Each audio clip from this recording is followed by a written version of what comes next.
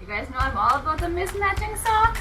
Also all about really honoring the body that God gave me with gentle walks. And today I wanted to talk to you about a couple things around weight gain because I get asked all the time how to deal with weight gain. So today I have 3 really practical ways of helping you deal with it. But before we get in our walk, I'm Taylor and this is Food Faith Fitness, where we're about wellness without obsession so that you can find your true balance in the way that God intended for you.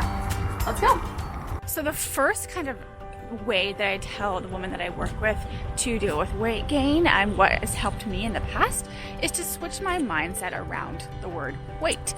So instead of saying, oh, I gained weight or anything like that, think of it as health. So typically when we're dealing with restrictive eating and we're coming out of disordered eating patterns, and if we do gain weight, that's because our body needed that weight in order to be healthy, in order for us to actually go and live our lives without fear and food rules. So thinking I gained health can just be a really easy, it's not easy, but an easy mindset shift to try to retrain your brain, because the whole process of dealing with weight gain is really mindset shifts.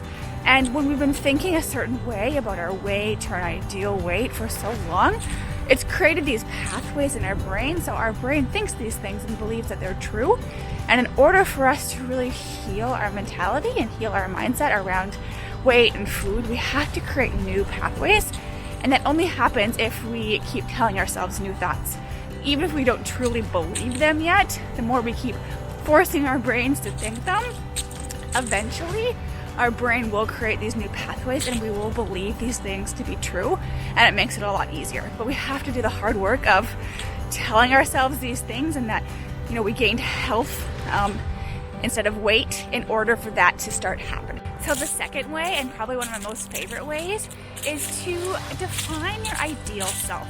So your ideal self is the person that you truly want to be and want to be known for. So it's, for me, I didn't want to be known as the girl who could do a lot of squats and eat super, super clean. I wanted to be the woman that was kind to others, was social, was hospitable, served others well, served Jesus well, loved others, like all these things that I really wanted to be known for. So make a list of those things that you truly want to be known for, and then make a list of all the ways that staying small or restricting your food or all these things really pulls you away from that, and how any possible health gain really puts you towards that ideal self. So for example, I wanted to be social and hospitable and serve others and serve God, and when I was controlling my food intake, I was missing events, wasn't having people over because of the fear of food and having to have wine and all these things as part of that hospitality. And so that was really drawing me away when I was trying to keep my body small.